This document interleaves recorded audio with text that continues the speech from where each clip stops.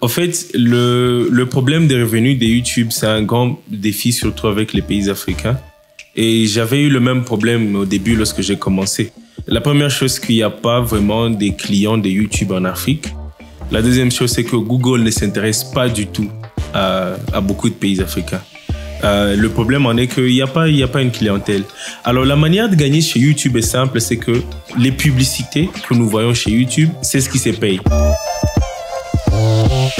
Bienvenue sur le NNP Podcast, où nous discutons avec différents invités sur l'industrie créative et la croissance économique en République démocratique du Congo. Ce podcast est présenté par Ali Kaachi, directeur créatif à Nyiragongo Goma Production, l'unique entreprise de production multimédia à Goma, et parmi les rares en RDC à produire du contenu multimédia de qualité qui éduque, inspire et divertit.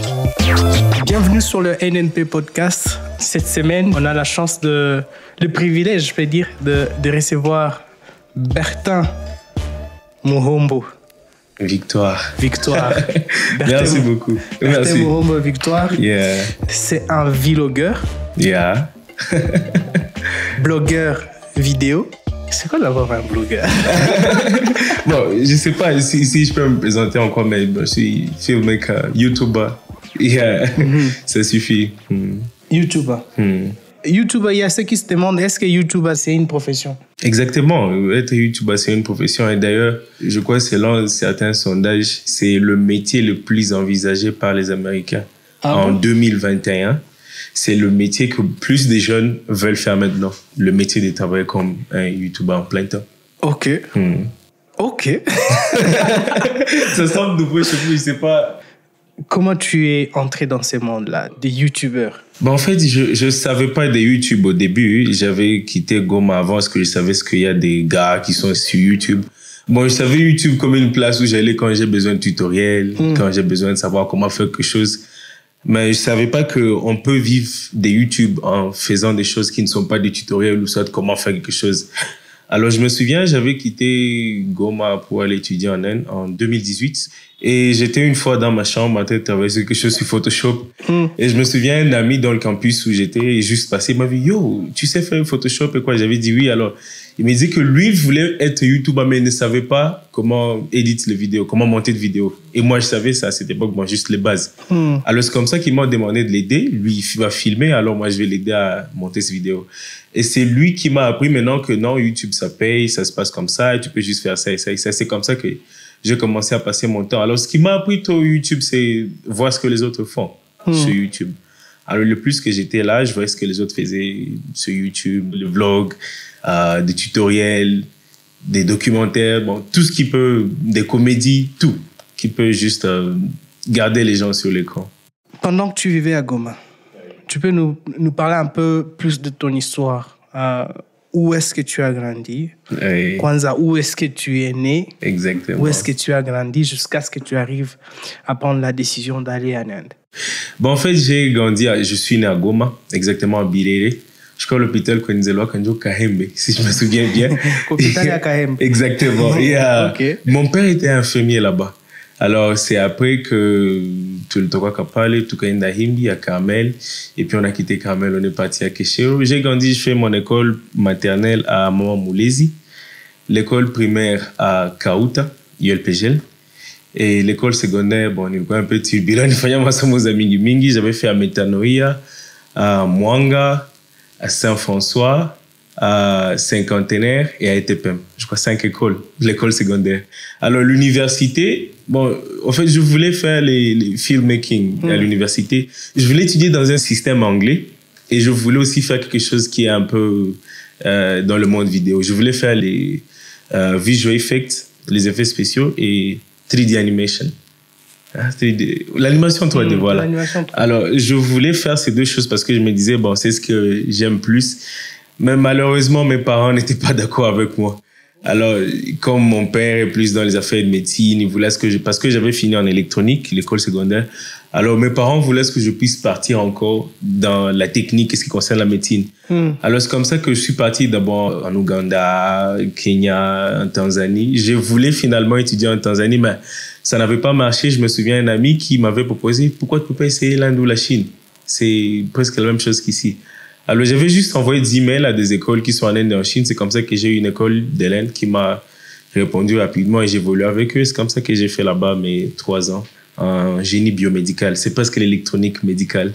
Attends, tu as fait la génie biomédicale. Oui.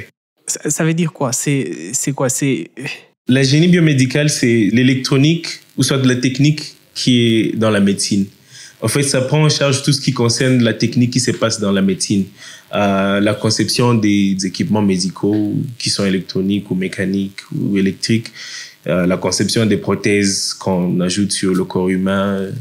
Presque tout ce qui est technique en médecine. OK. Oui, je vais tout pas mais bon, j'avais la chance, vous savez, l'Internet, c'est la meilleure chose que j'ai jamais eue de ma vie, vraiment. J'avais la chance, le fait d'être là et avoir accès plus à l'Internet, ça m'avait aidé aussi de me développer dans ce qui concerne le filmmaking parce que c'est ce que j'aimais. Et d'ailleurs, j'ai fait, je crois, 2 cours en filmmaking lorsque j'étais là. Et c'est ce qui a essayé un peu d'élever mon niveau en ce qui concerne le filmmaking et faire aussi mes études des génies biomédicales au même moment. Génie biomédical, filmmaking. Bon, je suis comme moi, c'est une passion. Bon, c'est sûr que entre les deux, il y a une passion. Exactement. Et l'autre, c'est un gagne-pain. OK. Si je peux dire comme ça. Essaie de nous expliquer en moi, c'est quoi le plan avec le deux savoir? En fait, j'avais vu que c'était impossible pour moi de forcer mes parents à ce que je puisse faire le multimédia comme je le voulais. Parce que eux, c'est vrai, ils savent que j'aime ça, ils savent que je suis bon en ça, mais chez eux, ça ne gagne rien. Je me souviens la première fois quand j'avais discuté de ça avec mes parents, mon père me disait, bon, j'ai un ami, c'est un photographe, pourquoi il faut aller étudier le filmmaking? Tu peux juste faire quelque chose d'autre, où tu as gagné ton argent, ça, et ça va t'aider. Alors, moi, j'étais parti, l'idée en tête était que, bon, je vais abandonner le filmmaking parce qu'il n'y a pas moyen que je puisse continuer à ça. Et je croyais qu'il faut être à l'école pour être bon en ça. Alors, c'est lorsque je suis arrivé en Inde que j'ai découvert que... Je me souviens, je m'étais donné un défi. Je ne sais pas si on a dit Cinecom.net. Cinecom.net. Voilà, des Jordi. Alors, chaque vendredi, tous les tutoriels qu'on faisait chez Cinecom.net, j'essayais de refaire la même chose. Chaque semaine. Alors, ça m'a aidé dans une période d'environ 6 mois. J'avais vu que j'avais une très grande différence et je pouvais me comparer à quelqu'un qui est parti à l'école de filmmaking pendant 3 ans. Mais ce que j'ai gardé dans la tête, je savais qu'un jour, je dois me lancer dans le monde des cinémas parce que c'est ce que je voulais. Depuis que je suis ici à Goma, j'avais pris beaucoup de contacts avec des gens qui font ça. J'avais essayé plusieurs fois d'être dans des films, de travailler avec des réalisateurs sur le plateau et des choses comme ça. Et bon, le plus que j'ai évolué là-bas et travaillé avec des tutoriels exactement en ligne, ça m'a aidé quand même d'évoluer. Alors aujourd'hui, je fais YouTube, j'écris des films, j'apprends aux gens à créer du contenu en ligne et j'ai fait le montage vidéo. Et aussi dans le monde de biomedical engineering, j'ai fait la conception des systèmes qui coordonnent les hôpitaux et même ici à Goma, je travaille maintenant avec certains hôpitaux et j'ai un système aussi de vente en ligne des équipements médicaux. J'ai aussi maintenant des clients ici à Goma. Je compte aussi ajouter encore des produits pharmaceutiques aussi à ça. Alors bon, je ne donne pas plus de temps à la génie biomédicale parce que pour moi, ça semble trop simple. Ça ne demande pas plus de créativité, plus de temps à penser. Il faut juste exécuter certaines petites choses. Ce qui est différent en filmmaking, il faut s'asseoir, planifier et beaucoup de choses. Mais je fais le tout à la fois. Wow. Bon, il est une facette je ne savais pas sur toi. Je te connais juste sur Instagram, comme tu dis, comme créateur de contenu, mais je ne savais pas que tu as fait le truc médical, machin. J'étais obligé d'y aller, mes parents le voulaient, mais j'y suis allé et j'ai vu que ça peut marcher, alors je suis resté là aussi. Ok, mais c'est bien comme tu as déjà des activités qui sont en rapport avec ce que tu as étudié, donc c'est sûr qu'au moins tu as un backup. Exactement, D'ailleurs, c'est ce qui me sponsorise aujourd'hui. Je fais mes voyages et bon, mon revenu de YouTube est tombé trop bas depuis que je ne publie pas constamment.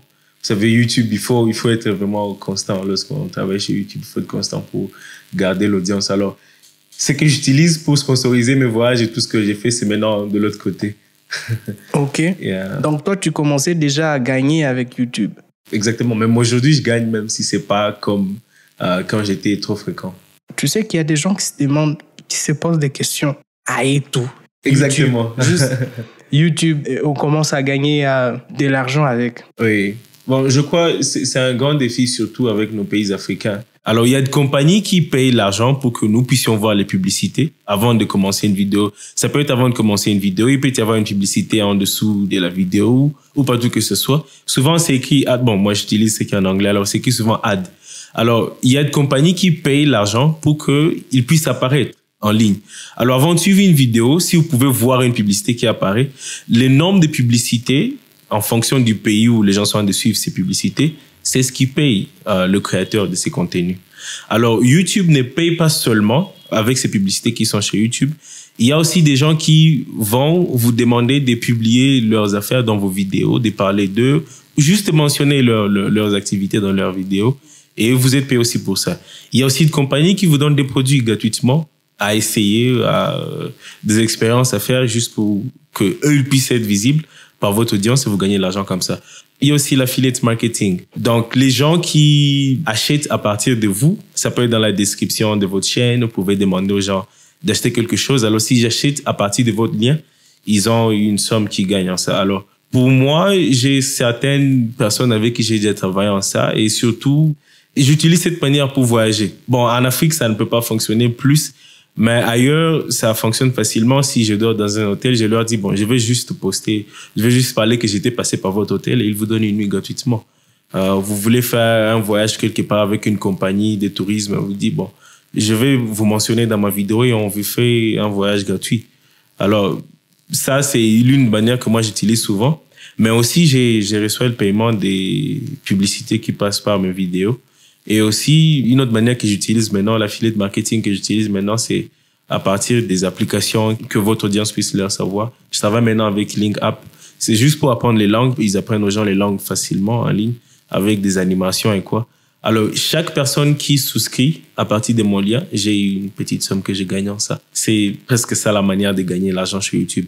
Mais chez nous en Afrique, avant de gagner l'argent par les publicités, chez nous en Afrique, nous avons un très grand problème, c'est que YouTube doit envoyer un code PIN pour vérifier votre adresse. Il faut avoir 1000 abonnés au minimum et 4000 heures de suivi. Donc, il faut qu'on puisse avoir suivi vos vidéos pendant plus de 4000 heures. Alors, j'avais atteint ça, je crois que c'était en septembre 2020. Ouais, c'était même avant ça. Alors, le moment que je voulais qu'on puisse vérifier mon adresse, j'avais un problème lorsque Google envoyait ici à Goma. Ça n'arrivait pas chez moi. Même si nous avons une boîte postale, ça n'arrivait pas. Alors, il me fallait essayer 5 fois. Alors, lorsque vous essayez 5 fois et que ça ne marchait pas, Google va vous demander seulement d'envoyer une pièce d'identité, une carte d'électeur, un passeport. Alors, j'avais envoyé mon passeport, juste l'image, et ils vont prouver que vous êtes une personne réelle. Et comme ça, vous allez commencer à recevoir votre argent. On envoie directement dans votre compte bancaire. J'ai un compte bancaire ici à Goma, on envoie toujours l'argent là-bas, chaque fin du mois. Le 26 ou le 27. Chaque le 26 et le 27. Oui. Et c'est combien déjà? Bon, ça dépend. Il y a des mois où je reçois plus, il y a des mois où je reçois moins. Mais je crois le mois où j'ai reçu plus, c'était environ $2000. Et je crois que ça peut être en décembre 2020. C'était la période où ma chaîne avait eu vraiment un grand pic. Et c'est là que j'avais eu plus. Mais après, ça varie vraiment. Mais comme ces jours-ci, je ne crée pas trop et vous savez, quand les vues sont faibles, la somme aussi diminue. Ça varie souvent entre 100, 150, des choses comme ça. Le mois de septembre, c'était 130 quelques. Ce mois, je suis maintenant dans une centaine et quelques comme ça, alors, parce qu'on est presque à la fin. Ça varie vraiment avec beaucoup de choses. Ça varie du milieu où on a de voir vos vidéos. Ça varie des gens de publicité qui passent avec vos vidéos. Alors, il y a beaucoup de paramètres. Il y a beaucoup de gens qui essaient d'utiliser toutes ces techniques-là que vous avez citées, mais je peux dire de la manière la plus désorientée possible. Parce que je sais qu'ici, par exemple, vous avez dit que l'exemple des hôtels, tu viens, on te passe une nuit gratuite, oui. Et tu mentionnes juste que tu es passé par là et c'est tout. Oui. Mais ici, je connais, les gens vont dans des hôtels, ils consomment même. Oui. Donc, ils achètent des trucs pour rester à l'hôtel, pour passer du temps à cet endroit. Yeah. Puis après, ils font des photos. Et ils mentionnent même le truc. Donc, tu vois que c'est l'inverse. Exactement. De tout ce que vous faites ailleurs. c'est normal que ça puisse être comme ça. Et je ne peux pas condamner les hôtels ou soit les personnes qui ne donnent pas des nuits gratuites ou des privilèges à ces influenceurs. Parce que le monde d'influence n'est pas encore trop grand chez nous. C'est tout à fait normal à ce que ça puisse se passer comme ça. Le moment où nous aurons une grande clientèle en Afrique sur Internet sera le moment où ça peut être possible qu'on puisse le faire. Parce que si aujourd'hui je peux passer chez Serena et que je puisse prendre une vidéo à Serena et que ma vidéo peut amener 5 clients à Serena, c'est dans ce cas que Serena peut me donner une nuit gratuite. Si c'est pas ça, il n'y a pas de peine à ce que Serena puisse me donner une nuit gratuite parce que je suis passé chez eux. Même si j'ai 100 000 abonnés, ça ne vaut pas la peine de le faire. Alors, la chose qui fasse que ces compagnies puissent le faire, c'est parce qu'il y aura un retour. Et ailleurs, bon, le téléphone, c'est la méthode la plus simple d'accéder aux gens aujourd'hui. Alors, ailleurs, comme l'Internet est accessible à tout le monde, c'est simple à ce que les compagnies puissent plus marcher avec les personnes qui attirent les gens sur Internet. Quelqu'un comme, je sais pas, ici à Goma, je connais pas beaucoup de personnes qui sont trop influentes sur Internet. Bon, disons, quelqu'un comme moi, par exemple. Ali, voilà. Si vous pouvez amener un client à NNP et que vous pouvez poster, bon, je suis à NNP maintenant, je suis en train de faire, je peux le faire maintenant, je suis à NNP maintenant, je suis en train de faire un podcast. C'est sûr que j'aurai des gens qui vont me demander NNP c'est quoi, qu'est-ce qui se passe là-bas alors. Dans ce sens, je peux directement dire je suis à NNP, c'est une maison qui fait ça et ça et ça, et je suis passé voir un ami qui s'appelle Ali. Si j'ai quelqu'un qui cherche une maison de production à Goma et qui va venir ici directement, c'est exactement dans ces cas que NNP peut me donner un privilège. Si c'est pas ça, ça vaut pas la peine de le faire. Et je crois, si on est un créateur de contenu en RDC, ou peut-être en Afrique en général, je crois la meilleure des choses à faire, c'est de savoir comment on peut gagner un marché qui est extérieur. Parce que à l'extérieur, on gagne plus qu'ici chez nous. Alors, si vous montrez l'extérieur du monde, qu'est-ce que Goma? Qu'est-ce que le Nord Kivu? Qu'est-ce que le Sud Kivu? Qu'est-ce que les volcans? Je crois que vous vous souvenez de la situation dans laquelle on a eu le contact, c'était juste le volcan. Oui. Donc, la BBC veut avoir les contenus de Goma. Ouais. Mais il n'y a pas des personnes professionnelles qui font ça. Pourtant, je connais beaucoup de personnes qui font des vidéos à Goma, que ce soit pour le mariage, vidéos normales et quoi. Il y a beaucoup de photographes, mais on se fie plus à un marché qui est local. Le marché qui est local, malheureusement, n'utilise pas plus l'Internet. Alors, je crois que la meilleure manière de gagner, ici à Goma, ou peut-être en RDC ou en Afrique, serait mieux de se présenter dans le monde extérieur. Et je vous rassure, ça paye plus. Et toutes les personnes qui ont essayé de faire ça gagnent trop. Et ça arrive un moment où même le monde extérieur vous utilise pour accéder à l'Afrique. Des gens comme Trevor Noah, c'est quelqu'un de l'Afrique du Sud. Il a maintenant un des meilleurs Nate shows aux États-Unis parce qu'il a su comment trouver un bridge entre l'Afrique et l'extérieur. Alors, c'est la manière que moi, je crois qu'il peut être mieux pour gagner plus. Et si vous voulez travailler avec les personnes qui sont locales, soyez professionnels, c'est tout. Soyez professionnels. Comme NNP. Donc, soyez professionnels, vous aurez des clients qui sont locaux. Je te le fais pas dire, Bertin. Merci. Vraiment, j'apprécie beaucoup NNP. C'est pour ça que je dis ça. Merci beaucoup. Vous écoutez le NNP Podcast. Alors, je vais revenir sur la dernière phrase que tu as dit. Il faut être professionnel. C'est quoi les liens que tu mets entre un créateur de contenu et un influenceur? Je crois qu'il y a une différence entre un créateur de contenu et un influenceur. Un influenceur joue sur la mentalité des gens pour leur demander à faire quelque chose. Un créateur de contenu crée le contenu que l'influenceur va envoyer aux gens. Alors, on peut être les deux à la fois. Okay. Alors, c'est une des choses que je crois, beaucoup de gens qui ne comprennent pas l'Internet n'arrivent pas à savoir comment est-ce qu'un influenceur fonctionne. En fait, un influenceur, c'est quelqu'un qui doit plus savoir de la philosophie, de la mentalité, des choix des humains. Alors, l'influenceur va juste hacker notre cerveau pour que nous puissions faire certaines choses que nous ne voulions même pas. Peut-être, si je suis une fille, je peux m'habiller d'une certaine manière et je mets ça comme le thumbnail de ma vidéo sur YouTube. Tu vas facilement cliquer parce que je sais que les hommes aiment facilement les femmes qui sont à moitié nues. Alors, vous allez cliquer facilement parce que c'est ça. Par exemple, je sais que j'ai fait une vidéo sur Goma Et je sais que l'une des choses qui attire les gens sur Goma, c'est le volcan. Alors, moi, comme un influenceur, c'est pour moi de penser comment est-ce que je peux faire un thumbnail qui va attirer les gens sur le volcan. Et un titre. Un influenceur aussi, c'est que pour que l'audience puisse facilement croire que je suis leur ami, il faut que je puisse avoir des mots dans ma vidéo comme « je vous aime », liker vos commentaires et répondre à vos commentaires, taguer quelquefois des gens. Quand je vous trouve en cours de route, vous prenez une photo avec moi, je vous tag en retour sur Instagram. C'est ça la mentalité de l'influenceur. Entrer dans le cerveau des personnes pour leur convaincre à faire quelque chose. Et c'est comme ça qu'aujourd'hui, on utilise plus les influenceurs pour nous vendre des produits. On utilise Cristiano pour apparaître sur quelque chose c'est pas des canaux. Parce que lui, là, il fonctionne comme un influenceur.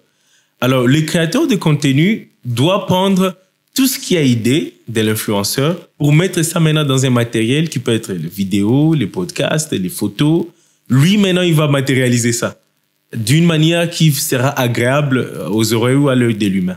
Mais l'influenceur, c'est juste la mentalité. Le créateur doit mettre ça maintenant agréable pour que nous puissions aimer ça. En tout cas, je connais combien? Bon, j'ai plusieurs influenceurs en même temps créateurs de contenu que j'aime bien. Il y a par exemple Gary Vee. Sure.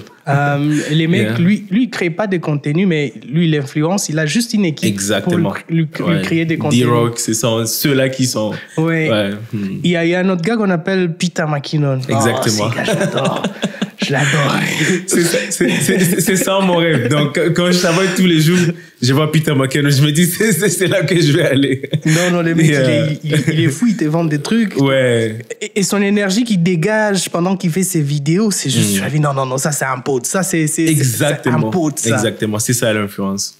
Et je pense que les gens, la jeunesse qui nous suit à Goma et qui ont envie d'être soit influenceurs, soit créateurs de contenu. Ce sont des références qu'il faut chercher à voir. Oui. Parce qu'il y a le professionnalisme aussi qui joue là-dessus. Exactement. Donc, c'est bien d'avoir cette volonté de commencer à faire quelque chose, mais il faut trouver aussi ces côtés professionnels qui vous distinguent et qui vous permettent de créer une audience qui vous suit parce que vous êtes. Ouais, c'est qu'ils aiment bien voir de vous. Alors, Bertin, essaie de nous dire, toi exactement, qu'est-ce que tu fais? Tu es influenceur ou tu es créateur de contenu? Ou tu es les deux? Ouais, je suis les deux, mais je veux plus me baser sur l'influence. Bon, la chose qui fait ce que je veux plus me baser sur l'influence, c'est parce que j'ai vu comment la création de contenu ne me permet pas d'avancer comme je le voulais. En fait, je me souviens quand j'ai commencé YouTube, j'avais un problème, je suivais des gens comme Peter McKinnon, Mati, je sais pas, Kazé Inestat, Dan Mace. Et je n'arrivais pas à voir dans mes vidéos la même chose qu'eux. Et je me disais, mais je suis nul, mes vidéos ne feront rien. Et alors, tout ça me passait par la tête. Et je croyais que je ne savais rien. Alors, je me souviens, le moment où mes vidéos ont commencé à avoir l'ampleur sur YouTube, j'ai remarqué que les gens n'aimaient pas parce que mes vidéos étaient de meilleure qualité, mais les gens aimaient ma mentalité, ma manière de raisonner. Je me souviens, c'était juste des simples vidéos. J'ai quitté ma chambre, je vais au marché et je parle de ce qui se passe au marché, je rentre. Pendant la pandémie, j'ai fait juste une vidéo sur comment moi, comme un Africain en Inde, je vis pendant la pandémie. On nous bloque dans nos maisons et tout ça. Alors, c'est vrai, j'ai appris après comment améliorer mes produits, mais les gens ne tombent pas amoureux du professionnalisme d'abord. C'est d'abord la mentalité qu'ils cherchent. Alors, le professionnalisme permet aux gens de rester chez vous. Parce qu'une chose qui est vraie, c'est que les gens ne vont pas vous pardonner. Je me souviens, au début, j'avais des gens, des commentaires comme le son de la musique est vraiment élevé, il faut diminuer. J'avais des gens, des commentaires comme ça. Et après, moi-même, j'apprends maintenant les méthodes. Comment placer une lumière, comment avoir une meilleure qualité d'audio, comment bien monter mes vidéos, comment utiliser des meilleurs b-rolls dans mes vidéos, comment. Alors, tout ça, j'ai appris ça par la pratique. Mais j'ai eu l'audience, c'est par l'influence d'abord. Alors aujourd'hui, je veux plus me baser dans l'influence parce que j'ai eu, je crois, presque toute la moitié de 2021 en train de travailler sur monter de vidéos des clients et apprendre aux gens la création de contenu et le montage. Alors, ça ne m'a pas permis d'être fréquent dans le montage, mais pendant un moment, j'ai essayé, moi, de faire des vidéos et puis d'avoir quelqu'un qui monte mes vidéos de ma manière. Et moi, je vais maintenant publier parce que je connais mieux publier que la personne. Et j'ai vu que ça a fonctionné. Et c'est que j'ai vu aussi que les gens aiment plus sur ma chaîne. J'ai plus de vues lorsque je parle d'une expérience personnelle, enseigner les gens comment faire ceci, la philosophie de comment est-ce que moi je pense sur les choses, sur l'Afrique. J'ai vu que c'est ce que les gens aiment plus. Alors qu'il y a aussi des vidéos où j'essaie de faire de mon mieux, avoir des meilleurs b-rolls, des meilleurs, vraiment avoir un color grading qui est parfait et tout ça. Les gens ne sont pas plus tombés amoureux de ça que lorsque j'ai parlé des choses qui sont juste normales. Alors, c'est pour ça que je me suis dit, bon, je vais me concentrer sur ça. Et la partie de ce qui concerne le montage et autre chose, je peux laisser à une autre personne. Et moi, je peux faire aussi une autre partie de montage exactement, mais je laisse une autre partie à une autre personne. Mais je peux conseiller de savoir tout exactement. Parce que nous avons une très grande chance exactement avec l'Internet de savoir tout. On peut toutefois être créateur de contenu et influenceur en même moment. C'est simple. Non. La chose vraiment que nous a conseillé. La chose vraiment que moi je peux vous conseiller, c'est d'être influenceur. Parce que vous savez déjà créer le contenu. Je crois que créer le contenu, c'est une chose qui est humaine.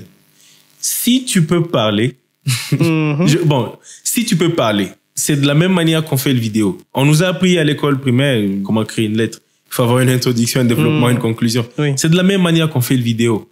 Quand j'écris les scripts de mes vidéos, c'est de la même manière que je marche. Et même lorsqu'on écrit des films, parce que j'écris des films aussi, on va dans une structure pour appréhender la mentalité d'une personne. Et ça se passe aussi exactement de la même manière. Au début du film, il faut introduire les caractères, développer l'histoire et à la fin, conclure l'histoire.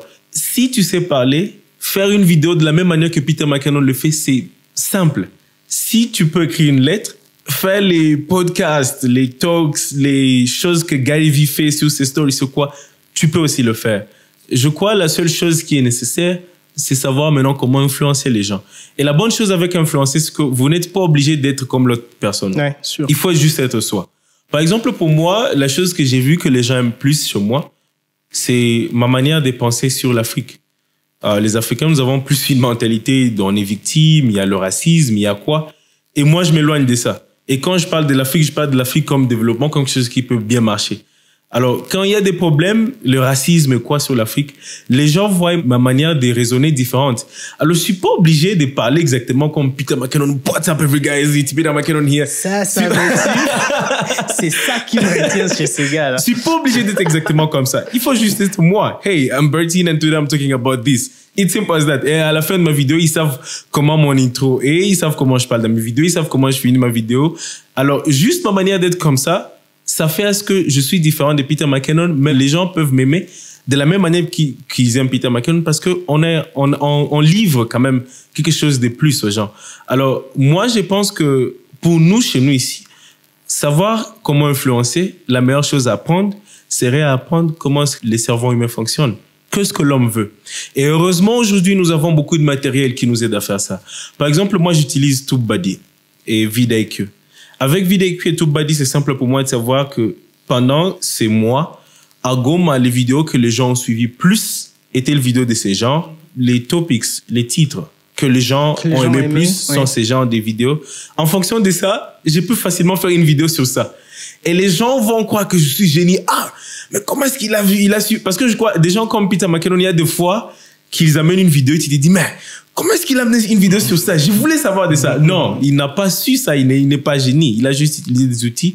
Alors, des gens comme Google, Facebook, ils prennent nos données. Ils savent nos recherches.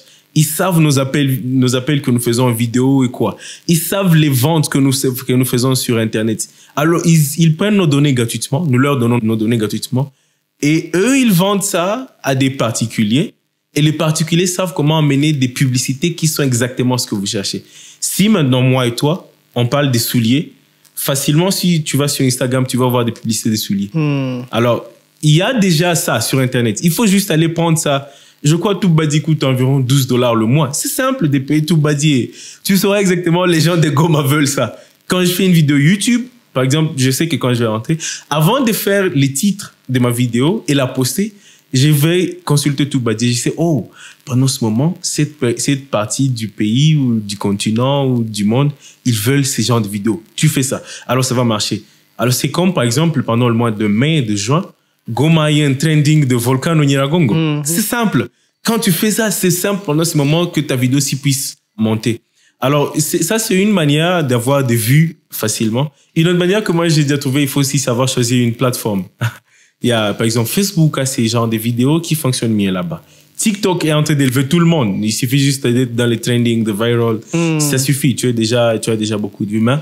Bon, moi, j'aime plus YouTube à cause de la qualité des revenus et la qualité des choses que moi j'aime faire, c'est vraiment casé chez YouTube. En tout cas, je suis en train d'apprendre beaucoup personnellement, aussi découvrir des choses qu'on essaie de faire ici à Nirago Ngoma Production d'une manière spontanée comme ça, parce qu'on a envie de le faire.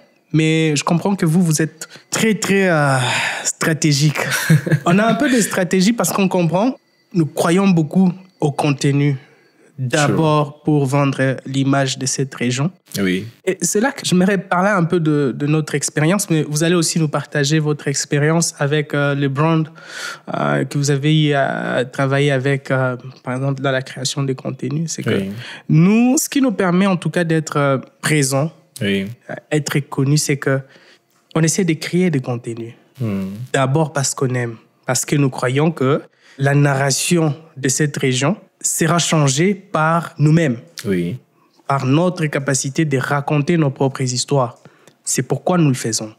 L'exemple typique qui nous a beaucoup plus marqué, c'est quand il y a eu éruption volcanique, mais aussi quand il y a eu le outbreak de coronavirus. Exactement. Ces deux éléments-là nous ont beaucoup perturbés. On ne savait pas quoi faire, par exemple, avec les outbreaks. On pensait que c'est notre fin. Mais on s'est dit, OK, qu'est-ce qu'on va faire?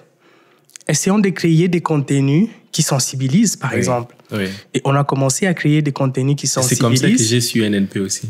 Voilà, par exemple. Et on a commencé à sensibiliser. Et tout de suite, ça a été une tendance. Les gens ont commencé à nous appeler. On aimerait aussi faire une vidéo où notre ici interpelle les gens sur les gestes barrières et tout ça.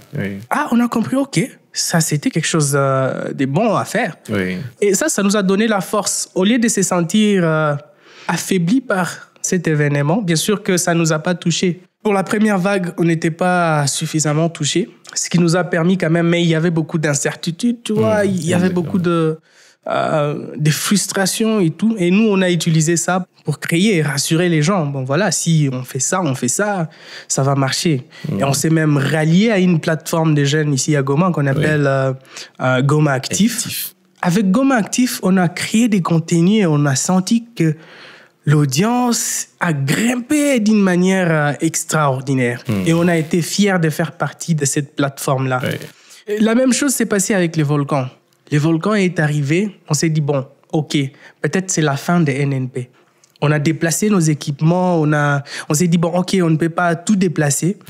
Déplaçons-nous avec les minimums possibles qui vont nous permettre de raconter les histoires par rapport à la situation. C'est comme ça qu'on est parti avec 2-3 caméras et tout ça, et on a commencé à raconter des histoires. Ce qui nous a permis encore... Vous êtes la personne qui nous a amené à la BBC. Pour dire non, il y a des gens qui cherchent à créer des contenus et tout. Est-ce que vous serez prêts à faire ça? Et voilà, nous on fait ça parce qu'on aime ça, mais en même temps, ça nous crée de la clientèle, quoi. Oui, exactement. Et je pense que pour tous les jeunes entrepreneurs actuellement, la meilleure façon de faire le marketing actuellement, ce n'est plus de payer des publicités sur la télé. C'est beaucoup d'argent, c'est beaucoup d'énergie, mais vous ne gagnez pas beaucoup. Commencez juste à créer des vlogs, comme on le dit. Commencez juste à créer des contenus sur la passion, sur la mission que vous avez, sur la vision que vous avez, comment vous voyez le monde, comment vous voyez les problèmes, comment vous intervenez. Parlez des choses qui vous passionnent et je pense que ça va vous permettre d'arriver à votre audience, à votre clientèle, des gens qui vous aiment bien, pas tout simplement par les produits que vous avez, mais par votre façon de voir le monde. Et ça, je pense que c'est la manière de créer ce qu'on appelle le brand affinity. Exactement. L'affinité d'une marque. Oui, l'affinité d'une marque. C'est comme ça, Créer des amoureux de votre marque. Exactement. Alors, c'est quoi ton expérience personnellement quand tu crées des contenus avec des marques qui sont déjà établies et tout ça, et c'est quoi leur philosophie et comment ça se passe, toi, personnellement? Bon, je crois la chose qui fonctionne plus dans le marché des marques sur Internet, c'est le supply demand. Donc, en fait, on s'en fout de ce que tu vas faire, on s'en fout de ce que tu es. Les gens voient plus qu'est-ce que tu as déjà fait. Comment est-ce que tu as influencé auparavant. Parce que je me souviens, bon, hier, vous avez vu ça avec un t-shirt de Nas Academy. Oui. En fait, Noussaï, comment est-ce que je l'ai su? J'ai fait un cours de vidéo dans Nas Academy. Et j'ai excellé, j'ai fini, et comme le premier, j'ai eu des bons points et tout ça. Alors, je crois 2 mois après, il voulait embaucher un nouveau enseignant. Alors, c'est comme ça qu'il m'a appelé, il m'a dit, tu es libre, est-ce qu'on peut parler? Nassa lui-même. Oui, exactement. Man. Alors, bon, en fait, j'ai eu cette collaboration avec lui parce que même quand j'étais en classe, j'étais trop focus. Je faisais vraiment, bon, on étudiait en ligne. Alors, lorsqu'on faisait le graduation, on nous donne souvent des cadeaux qui sont des... On te fait une publicité gratuite sur Facebook pour avoir 100 000 vues. Alors, moi, j'avais refusé la publicité là parce que je ne voulais pas que les gens puissent me savoir par la publicité. Je voulais une organic growth. Une croissance organique. Voilà, une croissance organique. Et lorsque j'avais dit ça, il était étonné. Mais pourquoi ce gars refuse? Alors, c'est là qu'il m'a demandé, mais pourquoi tu refuses? Je dis non, j'ai fait mes vidéos et je sais qu'un jour ça va bien marcher. Ça vaut pas la peine que je puisse le faire comme ça. Alors, si on te fait pas ça, on te fait juste un gift card, je sais pas, c'est des $100. Et c'est ce qu'on m'a donné. Alors, c'est après qu'il m'a contacté. Il m'a dit, est-ce que tu es libre si on peut causer un jour? Et moi, je me dis, mais qu'est-ce qu'il va causer avec moi? Alors, quand je suis parti le palais, c'est là qu'il m'a dit, non, en fait, je veux que tu puisses aussi enseigner chez moi. J'ai vu que tu étais bien. J'ai dit, OK, il n'y a pas de problème. Alors, la manière dont je commençais à travailler avec lui, j'ai vu que ce que lui voulait chez moi, c'est ma manière de travailler parce qu'il a vu ce que j'ai fait auparavant. Et je me souviens même pendant la période qu'on apprenait, c'est la période où ma chaîne a eu vraiment un grand pic. Je crois que j'ai eu 2 millions de vues dans 1 mois, des choses comme ça. Alors, lui, il était trop étonné par ça. Alors, c'est pas seulement ça. Beaucoup des brands qui m'ont contacté, ce qu'ils cherchent, c'est « Oh, nous avons vu ta vidéo, tu as fait ça. Nous avons vu ce que... » Et même BBC, lorsque BBC m'avait contacté pendant cette période-là, l'email qu'ils avaient écrit, ils avaient dit qu'ils ont vu ma vidéo des Michapi et de l'école du cinquantenaire. Parce que bon... Et puis, c'était des choses trop petites. J'étais pas encore professionnel. Je savais pas comment faire les choses. Mais j'ai fait quelque chose quand même. Alors, quand ils ont vu, ils m'ont dit, bon, on veut avoir des contenus de Goma. Et on a vu, toi, tu es de Goma, tu as fait des vidéos auparavant de Goma. Est-ce que tu peux nous aider à prendre des vidéos du volcan? J'ai dit, oh, malheureusement, je suis pas à Goma. Mais je connais quand même NNP qui est là-bas. Alors, les brands veulent savoir qu'est-ce que tu as déjà fait auparavant. C'est en fonction de ça qu'ils vous cherchent. Et je crois, moi, la chose qui m'a attiré aussi chez NNP, je crois, je suivais Goma Actif. Quand j'ai vu une vidéo et j'ai vu Nyiragongo Production, mais je me disais, mais ce sont qui ces gars ici? Parce que bon, auparavant, j'avais déjà travaillé à Goma dans le monde des multimédias, mais j'avais jamais vu NNP. Et c'est comme ça que je suis tombé sur NNP. J'étais vraiment étonné.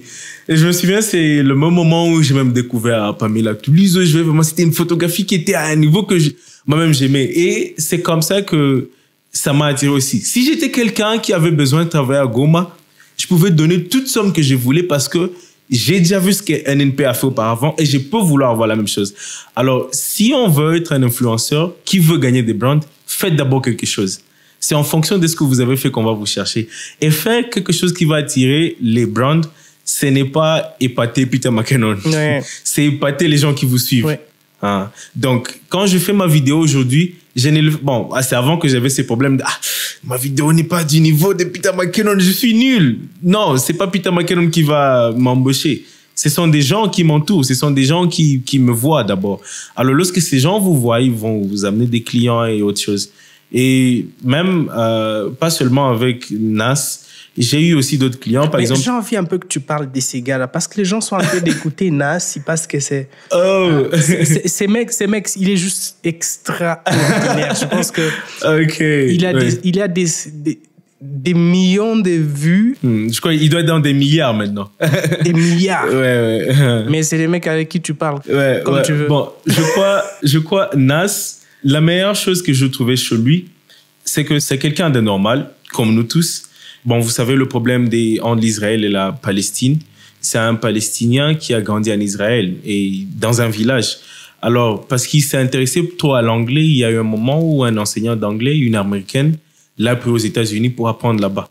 Et c'est comme ça qu'il est parti aux États-Unis, il a appris plus l'anglais, il s'est développé là-bas.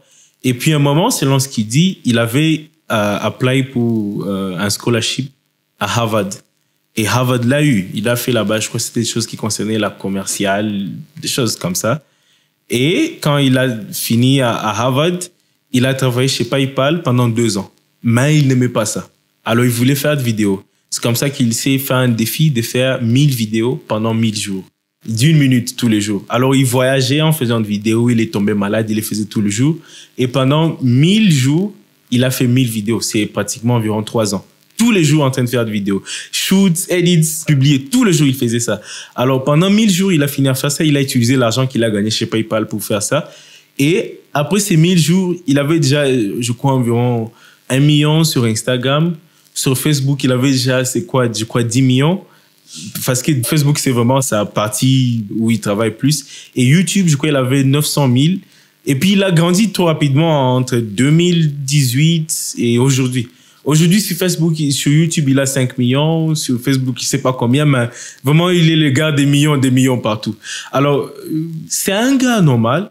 D'ailleurs, c'est la chose qui m'a inspiré. Il est parmi les gars qui m'ont inspiré plus, à savoir que même si tu es de Goma, c'est vrai qu'à Goma, il n'y a personne qui a de millions comme ça. Mais même si tu es de Goma, tu peux faire ça. Dans son village, il y a personne. Il y a des gens qui ne savent même pas utiliser l'ordinateur. Et lui, aujourd'hui, il fait des millions. Il a NAS Academy, il a NAS Daily, il a NAS beaucoup des entreprises qu'il a créées autour de son nom qui font beaucoup un grand revenu. Je me souviens, une fois, on l'a posé une question de « Tu gagnes combien par mois ?» Il nous a dit qu'il a eu environ 100 000 chaque mois, $100 000. Alors, si un gars qui est venu d'un village a fait ça, c'est une des choses aussi qui me dit, bon, c'est possible avec Internet de faire de grandes choses si on s'y met. Bien sûr. En tout cas, si on s'y met... C'est vrai, non, c'est Noussaïd Yassine. Oui, Noussaïd Yassine. Vous écoutez le NNP Podcast. Alors, Bertin, avant de finir cette discussion, j'aimerais un peu que tu essaies de partager avec nous si quelqu'un veut créer des contenus, influencer en même temps.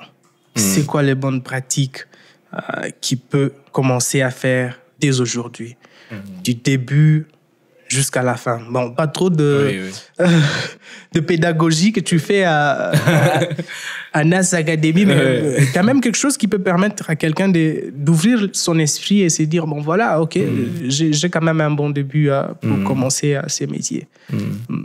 Bon, je crois la simple chose, parce qu'il y a vraiment beaucoup de gens qui me disent « Oh, je veux être YouTuber, je veux être YouTuber. » Je crois la chose que moi, je peux conseiller à tout le monde, même si je peux quitter ces podcasts, même si NAS Academy peut fermer, la bonne chose que nous avons aujourd'hui, c'est que nous avons l'Internet qui nous aide dans tout. La première chose vraiment que je peux conseiller à toute personne, c'est avoir vraiment Google comme votre meilleur ami. Alors, aujourd'hui, c'est simple d'aller sur Google et taper comment faire un vlog. Il y aura des articles PDF, il y aura des vidéos sur YouTube, ça ne peut pas manquer. Et à chaque étape, il y a une chose qui te dit exactement qu'est-ce qu'il faut faire. Par exemple, quand je dis how to make a vlog, comment faire un vlog, on va me dire, oh, avoir une caméra pour record, avoir un microphone pour avoir un bon son, avoir ceci, avoir une histoire à raconter, créer un script. Oh, ok. Maintenant, comment écrire un script? Encore, tu vas sur Google. How to make a script. Ça va te dire encore, il faut faire comme ça, comme ça, comme ça. Oh, comment créer, après avoir créé le script, comment créer maintenant le hook? Moi, je sais pas le hook. Bon, le hook, c'est l'accroche. Voilà. Oui. Comment créer ça aussi? Encore, tu vas chez Google. Donc, on a exactement tout sur Internet aujourd'hui. Une des choses que j'ai trouvé vraiment différente chez nous, exactement, c'est vrai, l'Internet coûte cher chez nous, mais c'est la meilleure des richesses qu'on a aujourd'hui par rapport à nos parents. Nos parents devaient partir dans une bibliothèque, avoir des livres, avoir quelqu'un qui est né, un mentor pour t'apprendre. Aujourd'hui, c'est simple que Peter McKinnon puisse être ton mentor pendant que lui, au Canada, te tue ici. C'est simple. Alors, la première chose que moi, je peux conseiller à toute personne, c'est vraiment être vraiment ami de l'Internet. Facilement, avec $20, tu peux avoir, c'est pas 60 gigas pour chercher tout ce que tu veux sur Internet. Au lieu de partir, c'est pas dans... Bon, j'ai pas dit que c'est mal de partir, se balader ou avoir une vie d'ambiance, mais il faut savoir avoir des choix. Et je crois la meilleure chose que moi, j'ai trouvé, même chez ces gens comme Peter McKinnon, même des gens comme Nas, c'est qu'ils savent qu'ils ne savent rien. Alors, ils peuvent aussi apprendre des gens qui sont grands. C'est simple, il y a des fois qu'il m'arrive que Nas m'envoie des audios. Je me souviens, l'audio ici, il m'a demandé, il a 2 thumbnails où il me dit, entre celui-ci et celui-ci, qu'est-ce que je peux choisir? C'est un gars qui a des millions des gens qui le suivent, mais il doit encore demander. Alors, c'est une chose que nous devons avoir aussi. Nous devons avoir l'esprit de savoir toujours apprendre. Oui. Peter McKinnon, aujourd'hui, quand une caméra arrive, DJI, quand on l'envoie une caméra, il doit chercher un professionnel pour dire, oh, je sais pas si vous avez vu une de ces vidéos récentes où il voulait utiliser une caméra de DJI pour monter sur les FPV drones. Mais il doit chercher quelqu'un qui est professionnel en ça pour l'aider. Alors, on doit avoir l'esprit de savoir demander, chercher, apprendre. Et l'Internet est la meilleure manière que nous pouvons utiliser ici chez nous pour avoir ça. Alors, la chose prochaine, c'est never settle for less. Je sais pas comment je fais des... Bon, faut pas accepter ce qui est bas. Chez nous, ici en Afrique, j'ai remarqué une chose. Never settle for less. For less. Yeah. Bon, c'est juste, faut pas accepter une chose juste parce que c'est, bon, acceptons, c'est ce que nous avons. J'ai remarqué une chose ici chez nous. Quand on fait de vidéos, quand on fait des musiques, quand on fait de films, on s'est dit, oh, en Afrique, il y a personne qui a fait comme moi. Je suis les meilleurs. C'est bien, tu peux être les meilleurs du pays. Je n'en disconviens pas, c'est pas une mauvaise chose, mais pourquoi accepter ce qui est petit? Pourquoi tous nos clips vidéo doivent être de la même manière? Drake peut faire un clip vidéo où il n'y a pas une femme qui est en bikini et ça aura 1 billion views sur YouTube. Et toi, tu vas mettre des femmes en bikini et tu n'auras pas ces 1 billion. La différence, c'est quoi? On accepte des choses juste parce que, oh, j'ai fait ce que tout le monde a fait en Afrique. Et ça aussi, ça nous tue. Il faut accepter que nous avons ce qui est mauvais. C'est vrai, en Afrique, on a encore des choses qui sont trop bas. Il faut accepter que nous avons ça et chercher maintenant ce qui est meilleur. Alors, je crois, quand on combine ces deux choses, on apprend et on n'accepte pas à rester bas. Ça nous aide à entrer dans un marché qui est déjà grand. Et je crois qu'aujourd'hui, une entreprise grande peut arriver ici à Goma et qu'on dit qu'on veut travailler avec NNP. Ils peuvent facilement se sentir dans les mêmes conditions qu'ils peuvent travailler avec une entreprise aux États-Unis. Parce qu'il y a un DOP, il y a un qui vont faire tout exactement comme ça se passe là-bas. Et ça va nous donner le sens du professionnalisme. Hein? Donc, bon, en fait, le professionnalisme, c'est une illusion que nous avons parce qu'on se compare à tel, mais ce n'est pas plus que s'amener dans les standards. Avoir un audio de qualité, une vidéo de qualité et des petits trucs comme ça. Alors, quand on apprend et qu'on n'essaie pas de se laisser dans les niveaux de l'Afrique, ça aide. Et quand je dis se laisser dans le niveau de l'Afrique, je ne dis pas que l'Afrique a de mauvaises choses, mais il ne faut pas se dire que, oh, j'ai été le meilleur en Afrique, ça suffit. Non. Avance. J'ai été le meilleur à Goma, ça suffit. Non. Avance. Quand tu arriveras au niveau où tu peux te comparer aux gens qui ne sont pas en Afrique et qui te disent que tu as été le meilleur voilà, on sera aussi fiers de toi. Et je crois, chez nous à Goma, on avance quand même en ça. On est en train d'aller dans de bonnes choses et je crois, dans le temps, on va y arriver. Sûr. Donc, je pense que Bertin a donné 2 conseils vraiment essentiels si vous avez besoin d'entrer dans ces mondes de création de contenu, mais aussi d'influence. La première chose qu'il a dit, faut toujours apprendre. Toujours apprendre. Servons-nous de l'Internet pour se rassurer qu'on a tous les savoirs possibles qu'on veut avoir. Deuxième chose, don't settle for less. For less, yeah. Moi, ce que je comprends par ça, c'est que ne faisons pas assez de bruit sur quelque chose de petit. Oui. Assurons-nous que nous visons tellement haut pour que le travail que nous faisons fasse assez de bruit pour nous, que nous faisons du bruit pour ces petites victoires que nous réalisons. Don't settle for less, ne vous contentez pas de moi. De moi. Yeah. Exactement. Pendant que vous visez des grandes choses, laissez votre progression parler à votre place. Exactement. Et ça, c'est vraiment 2 conseils très, très importants. Quand vous vous concentrez sur l'excellence, vous n'avez pas le temps de trop bavarder, le temps de trop faire des comparaisons, des trucs qui n'ont pas de sens. Vous vous concentrez à construire votre produit, votre savoir, tout ce qui vous permet d'arriver à l'excellence. Oui. Et ça, c'est vraiment bien dit. Merci beaucoup, Bertin. Je pense que pour ceux qui ont vraiment envie d'apprendre ces choses-là, il faut les prendre avec considération. Et on n'a pas la chance de beaucoup plus avoir des gens qui nous partagent leur expérience comme ça.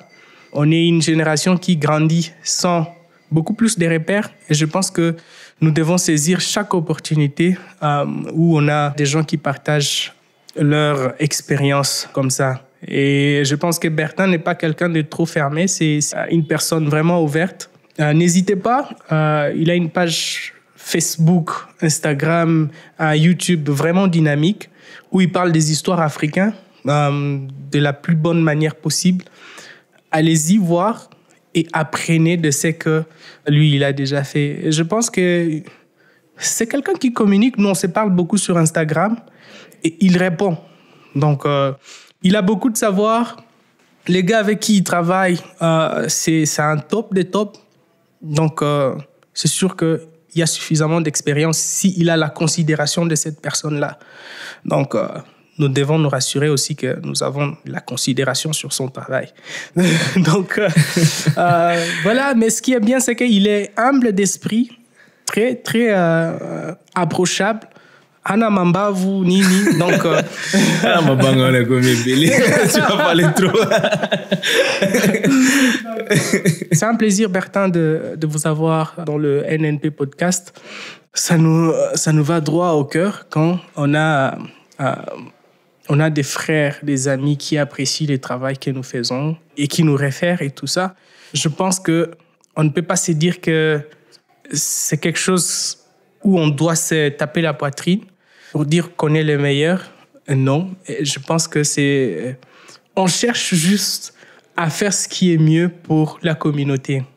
On cherche à changer l'image de cette région et on a toujours cette philosophie Ubuntu. Je suis ce que je suis parce que nous sommes tous et c'est ce que nous faisons. C'est ce que Bertin fait pour son pays, pour l'Afrique, pour nos collègues avec qui on travaille. Donc, on est tous se connaît parce que nous sommes tous. Exactement. Je ne sais pas si ça a du sens, mais bon, allez-y comprendre comme ça.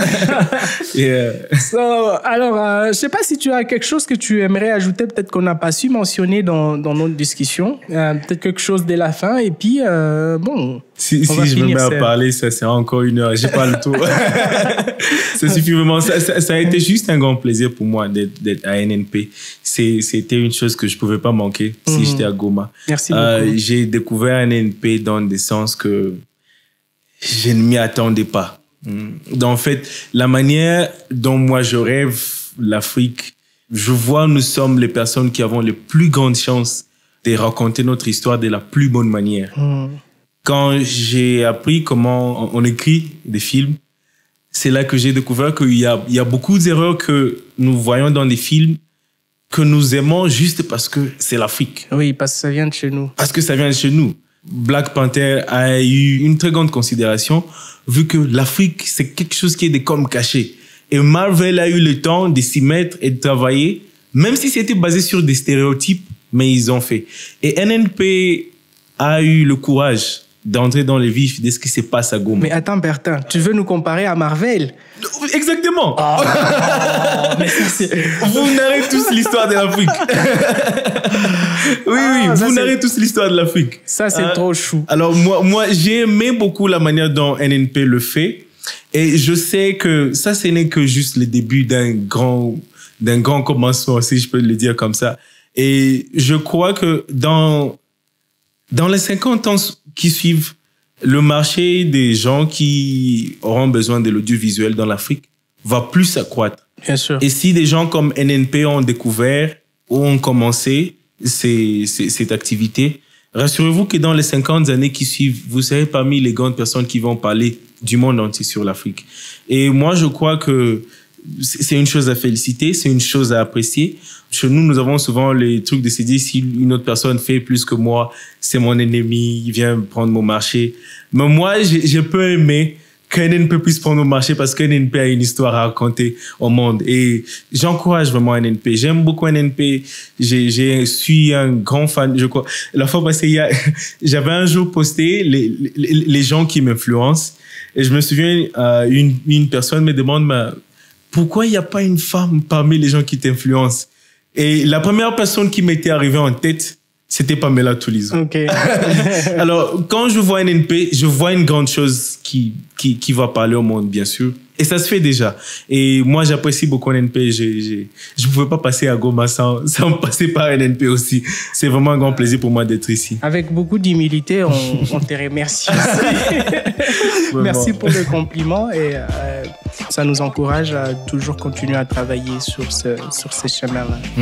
Et Karibouten, à la prochaine, quand tu es là, j'imagine qu'il y a beaucoup de choses sur lesquelles on pourra collaborer, on pourra travailler. Oui. Alors, c'est la fin de ce NNP podcast. N'hésitez pas à vous abonner sur nos plateformes Nyiragongo Ngoma Production, sur Facebook, sur Instagram, sur Twitter et sur YouTube.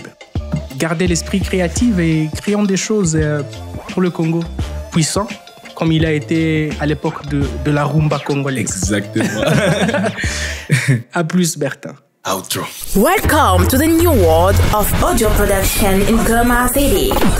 Nyiragongo Ngoma Production. We are a hub to your business success. Nyiragongo Ngoma Production. Joignez-nous pour vos productions audiovisuelles de qualité.